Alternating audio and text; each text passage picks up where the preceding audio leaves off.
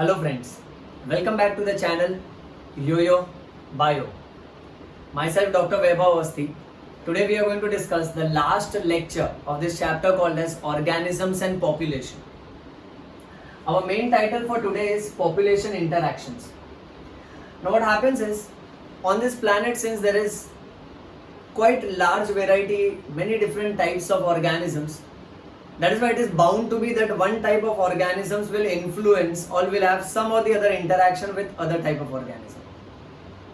Now this interaction can be such that it is beneficial to each other, one, or they may harm each other, that is detrimental, that's number two, or it can be a neutral interaction.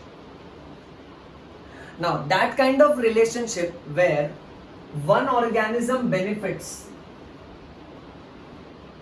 beneficial, that's plus sign, and the other organism has a detrimental effect. Detrimental means the other organism is harmed, that is minus sign. Neutral sign will go for 0. Okay, so when one organism is benefited and the other is harmed, that kind of relationship is called as predation. The relationship where both species are at loss is called as competition. Where one is benefited, the other is at loss is called as parasitism, which seems close to like predation. But the difference between parasitism and predation is the parasite will always harm the host, whereas a predator will always kill the host. Moving on. The relationship where one organism is benefited and the other is neutral. It is neither at harm nor at any profit. It is quite neutral. That is called as commensalism. The relationship where both are benefited is called as mutualism. And where one is at harm, the other is neutral, is called as amensalism. Review this over and over again and remember this. It is extremely important from NEET point of view. Now what we are going to discuss in today's lecture is a detailing of all this. Let's quickly revise this once again. वो वाला रिश्ता जहाँ एक प्राणी का फायदा हो रहा है और दूसरे का नुकसान हो रहा है, उसको बोलने का प्रीडेशन. वो रिश्ता जहां दोनों का नुकसान हो रहा है, दैट इज कॉम्पिटिशन. वो रिश्ता जहां पर एक का फायदा एक का नुकसान इज पैरासिटिज्म. पर पैरासिटिज्म और प्रीडेशन में फर्क ये है कि parasite will harm the host, predator will kill the host. सुन रहा है ना? सोने का नहीं है, ध्यान दे बराबर से. ओके. कमेंसलिज्म वो रिश्ता है जहां एक का फायदा हो रहा है और दूसरा न्यूट्रल है. म्यूचुअलिज्म वो रिश्ता है जहां दोनों का फायदा हो रहा है. अमेंसिलिज्म वो रिश्ता है जहां एक प्राणी का नुकसान हो रहा है और दूसरा न्यूट्रल है. अब ये 6 में से प्रीडेशन, पैरासिटिज्म और commensalism, that is predation, parasitism, commensalism, PPC, predation, parasitism and commensalism, ये 3 रिलेशनशिप ऐसे हैं जहां ये तीनों में कॉमन कैरेक्टरिस्टिक्स है. द कॉमन कैरेक्टरिस्टिक इज कि in all these 3 category both species are living closely together. Remember that can come up as an MCQ, and if it comes up as an MCQ you can thank me later for this video. Anyways, let's move on. Next, predation ka section. Now predation is the relationship where the organism which is eaten up is called as a prey and the organism which eats up is called as a predator. We have been learning this since our early school days. Suppose for example lion eats up rabbit. So lion is the predator, rabbit is the prey. Hindi में अगर कहें तो शिकार शिकारी का संबंध. Okay, शिकारी lion हुआ और रैबिट उसका शिकार हुआ. Now, here what we have to understand is it's not always necessary that lion, tiger eating up other animals, they are predators. No. NCERT textbook mentions that a sparrow eating a seed is also an example of prey predator. where sparrow will be predator and the seed will be the prey. Next, prey-predator relationship is necessary so as to transfer the energy from one trophic level to another trophic level. See, what happens is, as per ecology, we have learned that plants photosynthesize. So they are placed at the bottom of the ecological pyramids. They pass on this solar energy which they have harnessed into chemical energy, that is glucose, to the first trophic level, that is herbivorous. Herbivorous will pass on this energy to the second trophic level, that is carnivorous. Carnivorous in turn will pass it on to the apex carnivores, which are also called as top level carnivores. Now students, remember that pre-predator relationship is necessary for energy transfer, that's number one. Second, it is also necessary to control the population. To control the population of the prey. That means if there were no lion, then the deer and the zebra and the rabbit ka population would have increased enormously. So lion ka population makes sure that the deer and the rabbit and the zebra ka population is kept under control. So this can also come up as an MCQ, that prey-predator relationship is necessary for transfer of energy, that's number one, and for controlling the population of the prey, that is number two. Moving on. Next, prickly pear cactus was introduced in Australia in early 1920s. Now, here this example of prickly pear cactus, it was introduced in Australia. This can come up as an MCQ. Go on listening very carefully. It was introduced in early 1920.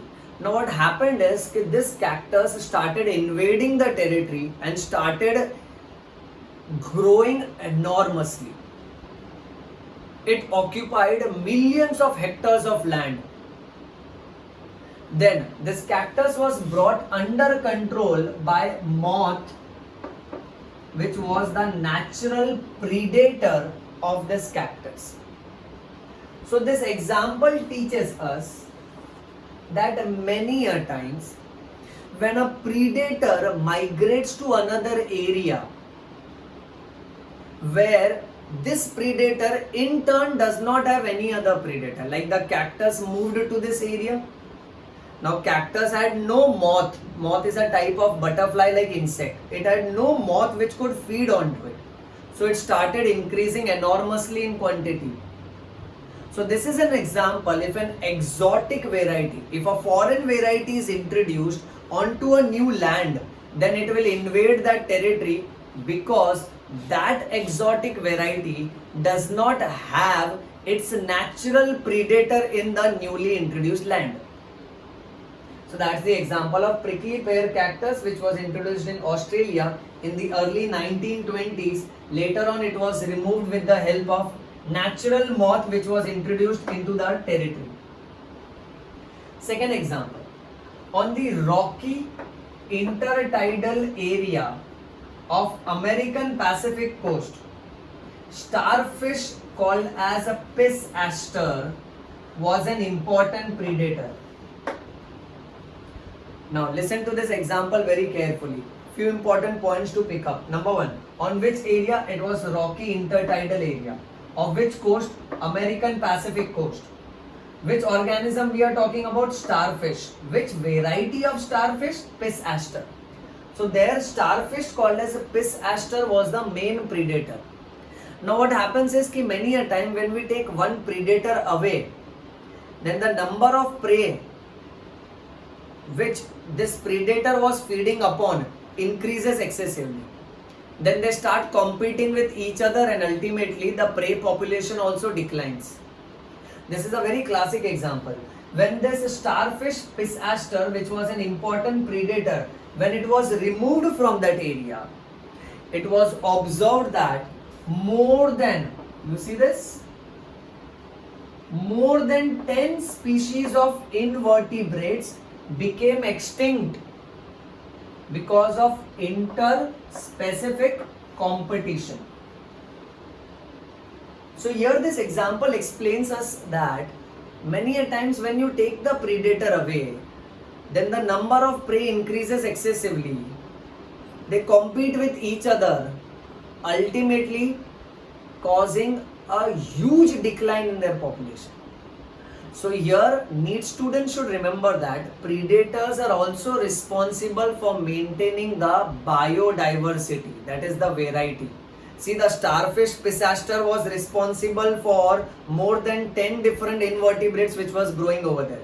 Once this starfish was taken away, all these prey, they started competing with each other and they died because of interspecific competition.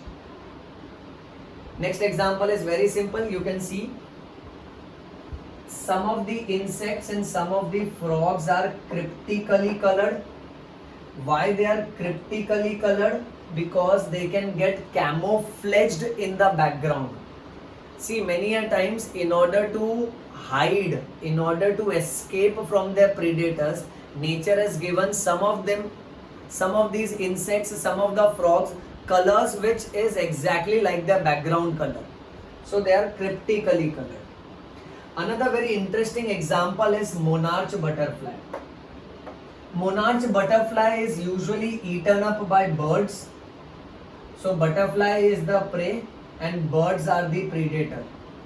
Now what happens is monarch butterfly has a very distasteful sensation when birds eat them. So birds, they get a very bad taste, regretting why they thought about eating these butterfly. So because of that distasteful nature, once the bird eats these butterfly, it gets a very bad taste. So these birds have stopped eating these butterfly.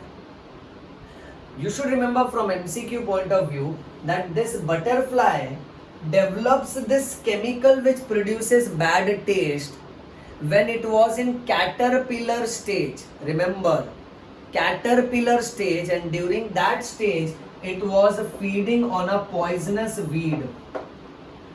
So during caterpillar stage, when this monarch butterfly was eating these unwanted plants, that is weeds, a chemical was produced in their body, and this particular chemical is responsible for producing bad taste, because of which birds nowadays do not eat monarch butterfly.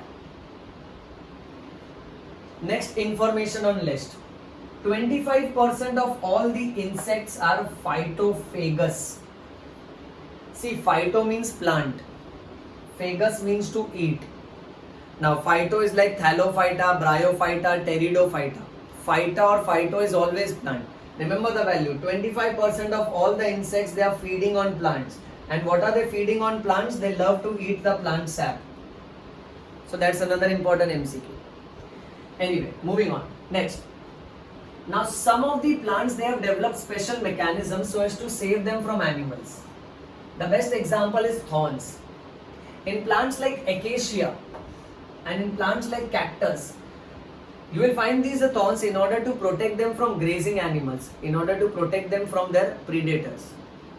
Next, there is this weed, there is this plant which is called as Calotropis.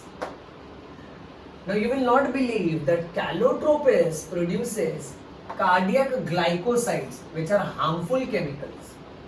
And these cardiac glycosides are responsible for killing all the cattle and the goat which eats up this plant called as Calotropis.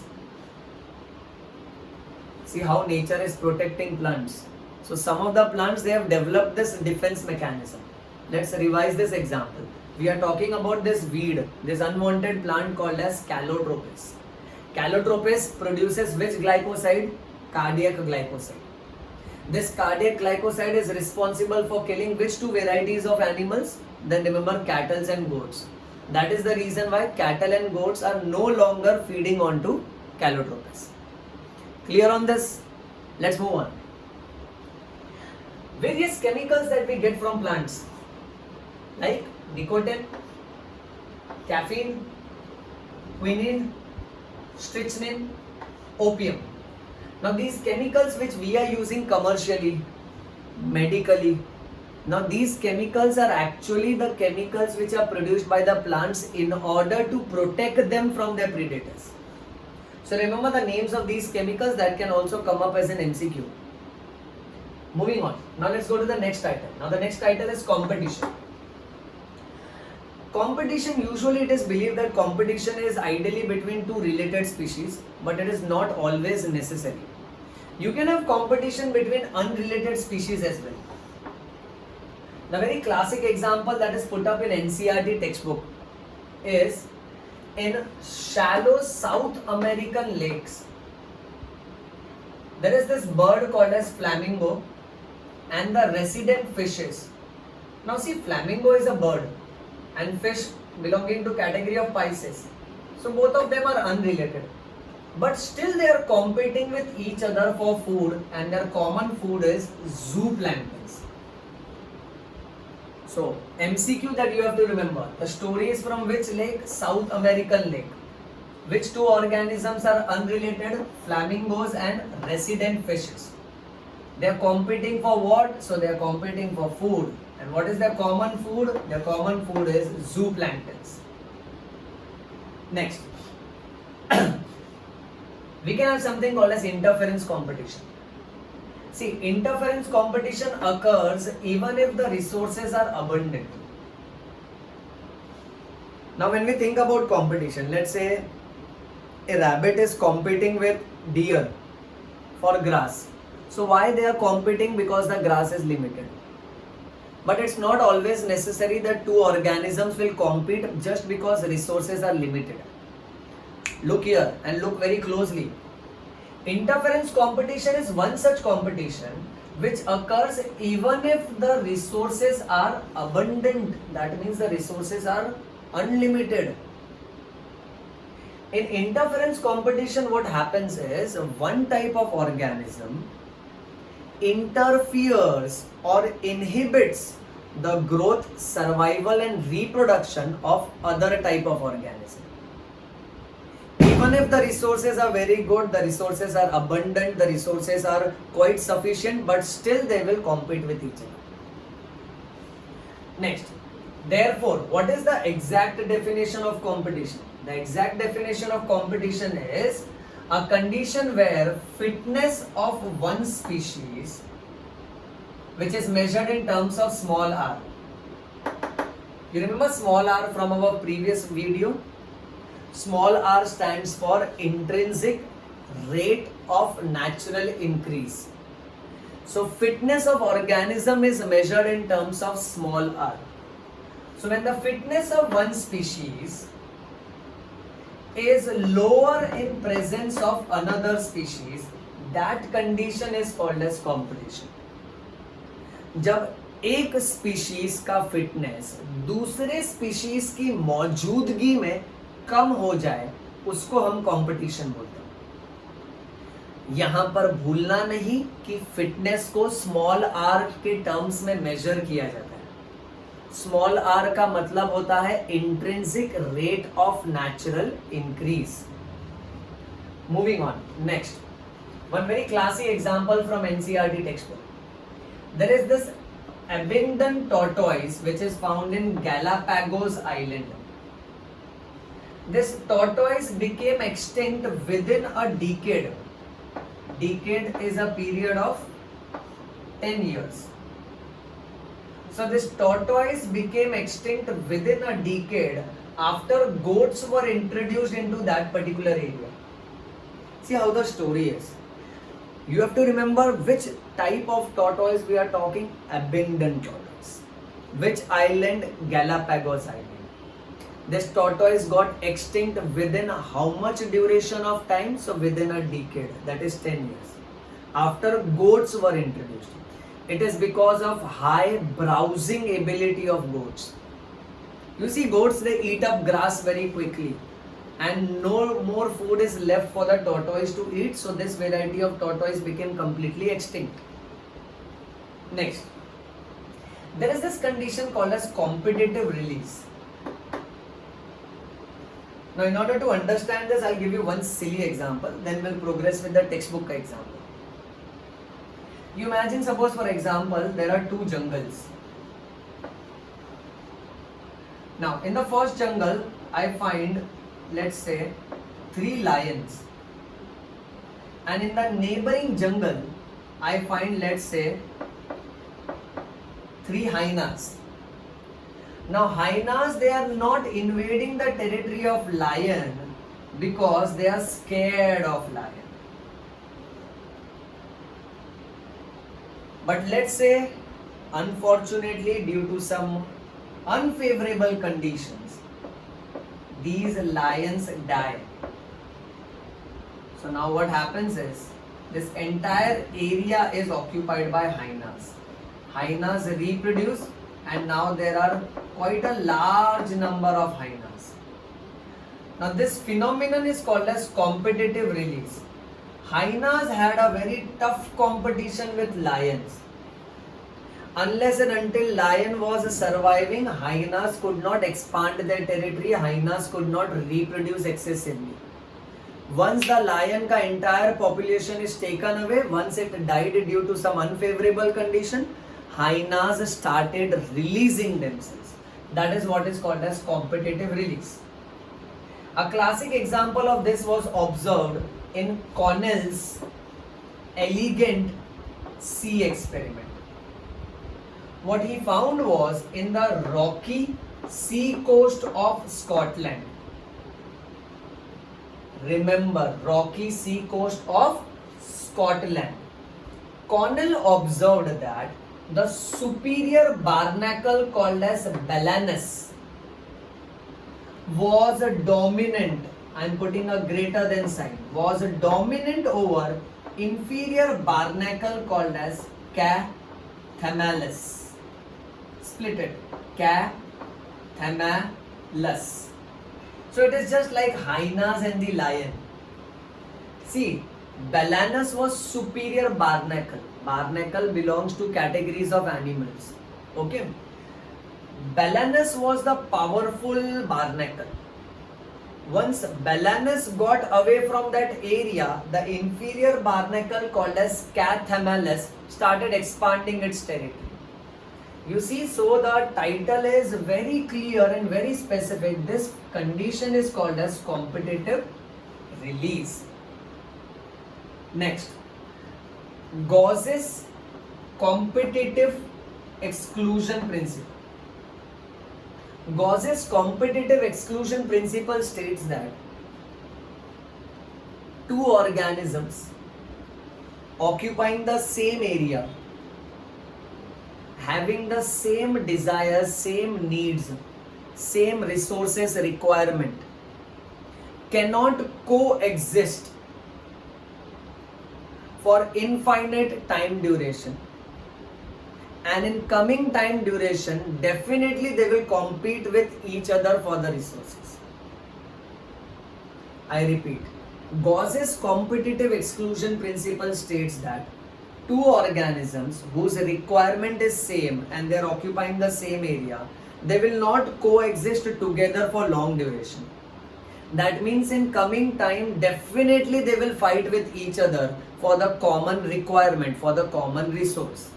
And in that particular fight, the superior organism will try to exclude the inferior organism out of the competition. That is what is called as Gauss's competitive exclusion principle.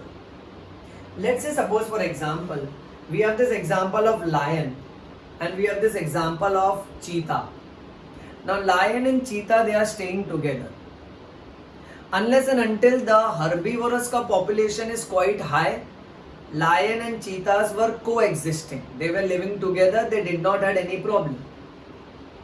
But as the herbivorous population started declining, that is the food started declining, now what happens is the lion attacks cheetah as well. And it makes it a point that the cheetah does not reproduce, the cheetah has to exclude this area and has to run away. So that is what Gauss has been saying. He said that these two organisms, lion and cheetah, they cannot coexist for long duration because their needs are common. In coming time, they will fight with each other if the resources are limited, and the superior one will try to exclude the inferior one. However, this generalization is not always true. It has been seen that there is a condition called as coexistence. Coexistence is the term which emphasizes on resource partitioning. Resource partitioning means that there are these two organisms, they are competing for the same needs, but rather than fighting with each other, many a times, very rarely it has been seen that they will coexist, which goes against Gauss's competitive exclusion principle. They will coexist, साथ में रहेंगे, झगड़ा नहीं करेंगे, और वो लोग अपना अपना रिसोर्सेस बांट लेते हैं. Now when we say अपना अपना रिसोर्स बांट लेते हैं, let's say suppose for example we have these two showrooms just next to each other. Both are electronic showroom. Now their clients are their common need, so they are competing with each other for selling the electrical items. Now, as per Gauss's competitive exclusion principle, the superior electric showroom will try to exclude and make the inferior showroom wala uncomfortable so that he leaves the area. But as per resource partitioning, what happens is कि many a time what happens is कि these two showroom wala they can coexist. They can do resource partitioning, saying that कि one showroom wala decides that कि okay fine, I will sell only television and mobile phone. You sell only, let's say, fan, refrigerator as well as air conditioner. So now what they are doing is they are making changes in their behavior so that both of them can coexist at the same place without competing with each other. That condition is called as coexistence, which is also called as resource partitioning. This was observed by MacArthur. MacArthur observed 5 closely related birds called as warblers. इस scientist ने देखा कि एक ही पेड़ पे 5 अलग अलग तरह की बर्ड्स, वार्बलर्स, एक दूसरे के साथ में रह रहे थे. दे वर कोएग्जिस्टिंग. ही वाज सरप्राइज्ड कि अगर सारे बर्ड्स की जरूरतें सेम है तो ये लोग एक दूसरे के साथ लड़ क्यों नहीं रहे, और ये लोग इतने शांतिपूर्वक एक दूसरे के साथ कैसे रह रहे हैं. How is it possible for these 5 different types of warblers to coexist? What MacArthur found is these birds, that is warblers, they developed different foraging activities. They changed their behavior and they changed their eating pattern. That goes with the term resource partitioning. They started separating and isolating their requirements, and some of them changed their requirements. That is the reason why they could survive on the same tree without disturbing each other. Do not forget, from MCQ point of view, it was observed by MacArthur. How many different warblers? 5 closely related warblers. Moving on. Next title, parasitism. Parasitism is a relationship where one organism will harm the host. It will harm the other organism. In parasitism, remember the first example, human liver fluke. It is a nematode parasite. Nematode means threadworm. Now this parasite needs 2 intermediate hosts. Number 1 is snail. Number 2 is fish. Snail and fish are 2 intermediate hosts of which parasite? So you have to remember that is human liver fluke, which is also called as nematode parasite. Second, malarial parasite. In one of the lecture we are going to talk quite a detailed section of malaria. Malarial parasite is called as this protozoa called as Plasmodium. This Plasmodium is usually found inside a female Anopheles mosquito.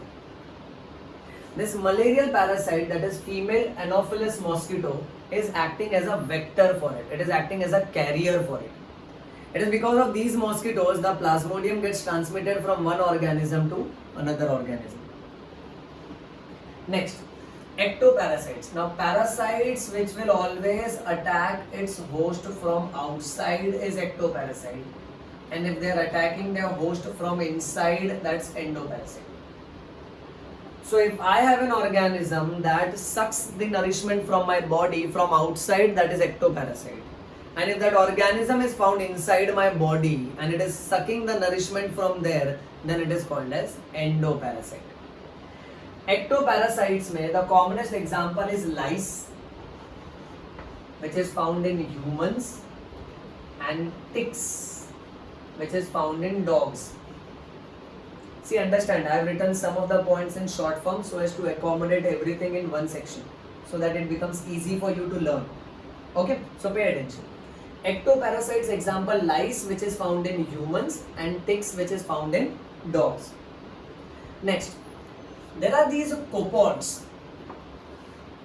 Copepods are the parasites which are attacking marine fish. Now copepods are again belonging to animal category, okay, right? They are attacking which fish? Marine fish. Then there is this parasitic plant called as Cuscuta. Cuscuta is usually growing on hedge plants. This plant does not have chlorophyll, it does not have leaf. I repeat, it does not have chlorophyll, it does not have leaf, it cannot photosynthesize. That's the reason why Cuscuta is responsible for absorbing the nourishment from the hedge plants, from its host on which it is growing. Next, one very amazing information. Female mosquitoes are not parasites. P for parasites. I am putting a big cross over. They are not parasites. That's an amazing sentence, isn't it? See, mosquitoes suck blood, but they are not parasites. This is mentioned in NCERT textbook. Now, why they are not parasites? Understand the difference. Because ideally, mosquitoes are dependent on nectar. They are usually found in gardens. Okay, they are dependent on this sweet substance called as nectar, which is found inside the leaf as well as inside the flowers. However, female mosquitoes need blood only during certain phases of their life, during certain reproductive cycle time duration. So female mosquitoes are not present always on our body sucking nourishment. They suck blood only during their reproductive cycle, when the nutritive demand of their body is much higher, where nectar cannot suffice. Nectar is not sufficient to provide that much amount of nutrition which it requires during egg laying. So female mosquitoes, since they are continuously not present on our body for sucking blood all throughout its life, that is the reason why female mosquitoes are not parasites, because they are dependent on nectar as well. They need blood only during reproductive cycle when they are supposed to lay eggs. Do not forget.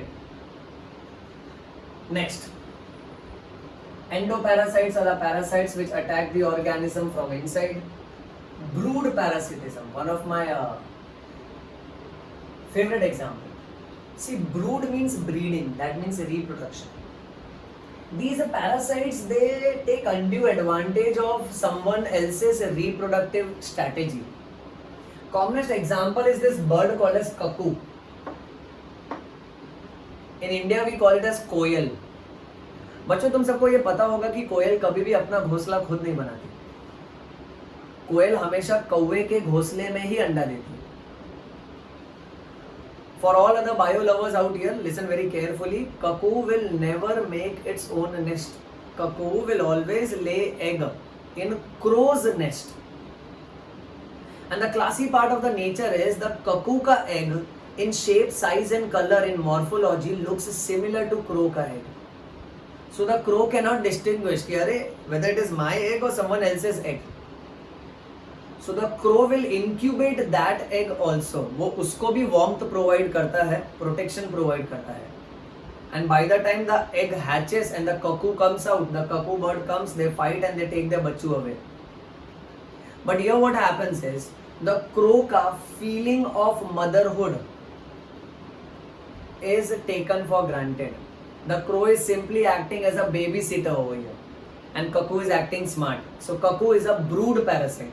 Cuckoo is making undue advantage, is making wrong use of someone else's reproductive strategy. Okay. Next title, commensalism. Commensalism first, let's come to the definition once again. Commensalism में एक का फायदा हो रहा है और दूसरा neutral. One organism will benefit, the other organism is neutral. Commonest example is orchid. Orchid is an epiphyte which grows on mango. See, the story of orchid is a very small plant which is found in dense forest. So the trees which are growing besides orchid, they are quite huge, they are tall. And because it is a dense area, usually the sunlight does not reach to the ground. So orchid always faces a scarcity of sunlight. As a result of this, orchid grows as an epiphyte. What happens is, it grows on the branches of these tall trees like mango. Mango, MCQ, okay? So mango के branch के ऊपर grow होता है orchid. और orchid needs only height for exposure to sunlight. So इधर orchid का फायदा है. Orchid is benefited. But mango tree is neither benefited nor it is at loss. So the mango tree is neutral. This is a classic example of commensalism. Next, the barnacles which are found on the back of whales. See, barnacles are these tiny insect-like creatures. Okay, they are found on the back of the whales because the whale travels inside the water. And wherever they come across those microorganisms, barnacles gets an opportunity to feed. So here barnacles is benefited, but the whale is neither benefited nor at loss. The whale is neutral. So it is the example for commensalism. Third example. Cattle egret and grazing cattle. Notice a short form. Grazing cattle.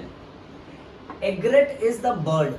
You must have seen these buffaloes, rhinoceros, cattle. उनके ऊपर you must have seen those birds which are constantly sitting on top of them.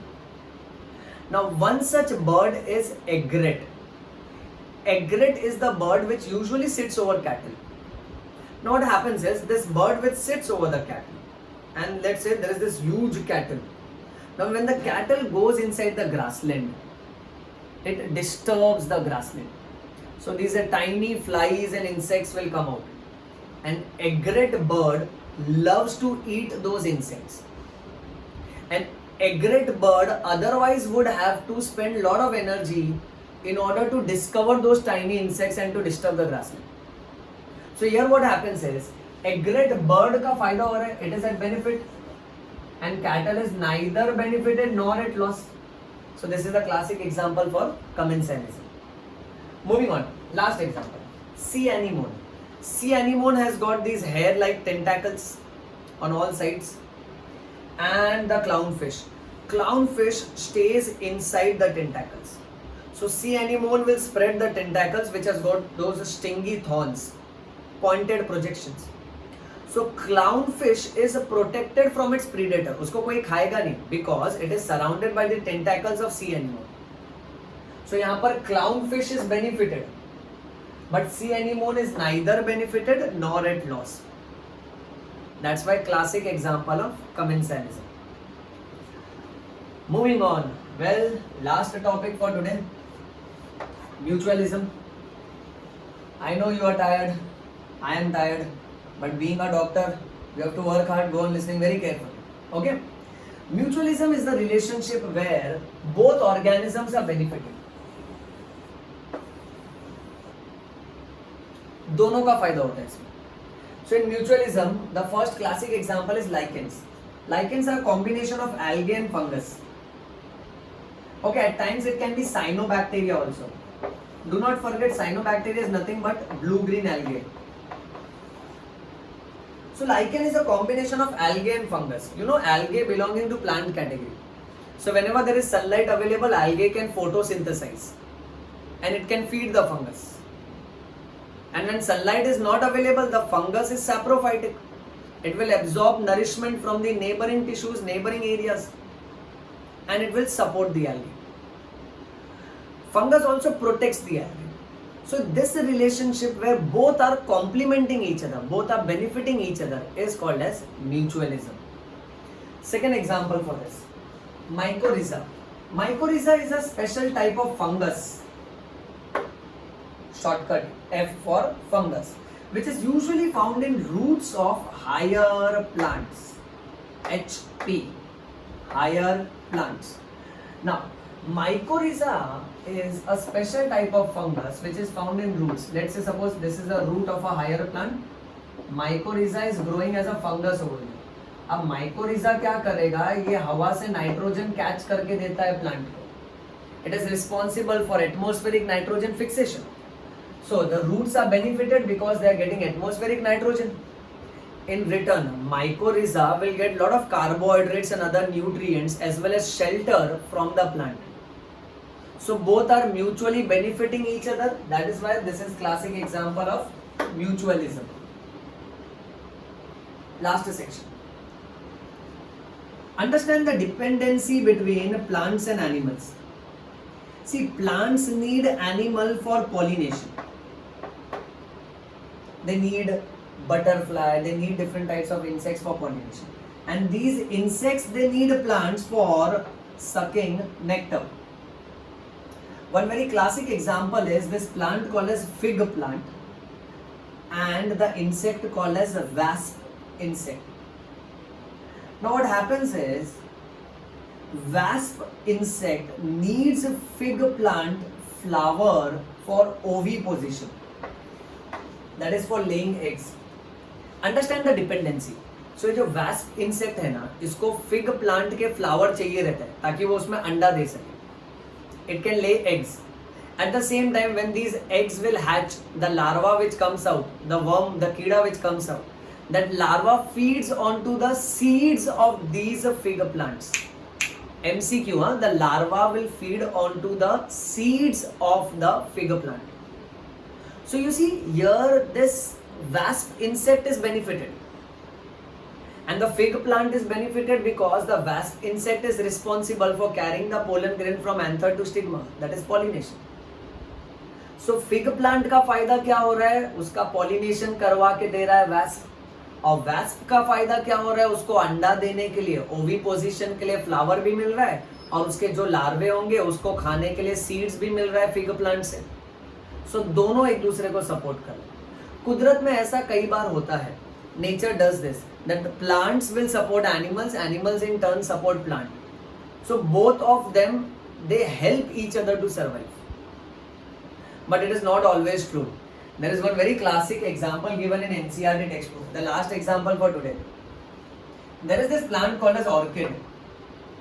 Orchids are usually dependent on bees and bumblebees for pollination. One Mediterranean variety of orchid is called as Ophrys in scientific language. So the Mediterranean variety of orchid called as Ophrys follows this condition called as sexual deceit. Now listen to this very carefully. Deceit means cheating. This is an amazing example. Orchid जो flower है ना, जो plant है, उसको bees और bumble bees चाहिए रहते हैं for pollination. And this orchid ये गलत तरीका अपनाता है. ये bees और bumble bees से pollination करवा के लेता है, पर बदले में उनको बेवकूफ बना रहा है.